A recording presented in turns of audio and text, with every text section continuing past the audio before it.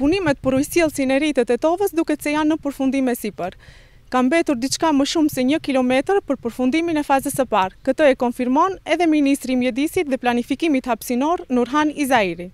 Dal nga dal po i afrohemi pjesës përfundimtare të këtij projekti. Praktikisht na ka ngel edhe 1.2 kilometra, do të thonë edhe 1200 metra, dhe me shpresë që ky projekt deri në gjysmën e ditë të muajit të ardhshëm do përfundoj.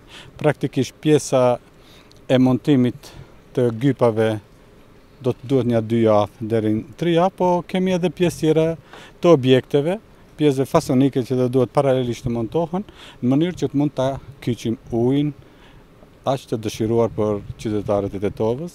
Ndërkaq, kryetaria e komunës së Tetovës Teuta Arifi paralajmëron se tani punët do të përqendrohen në stacionin e filtrimit.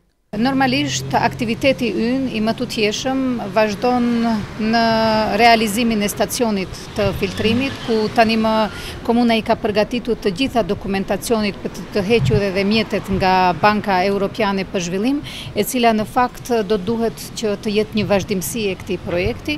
Dëshiroj që të them se absolutisht çështja e ujësjellësit është një prioritet i rëndësishëm dhe ka qenë prioriteti kryesor në aktivitetin ton, prandaj edhe mendoj që do vazhdojmë edhe më tutje të bëjmë projekte serioze me qëllim që të tërheqim sa më tepër buxhet nga buxheti shtetëror, me qëllim që sa më tepër qytetarët e Tetovës të shfrytëzojnë të mirat e këtij buxheti.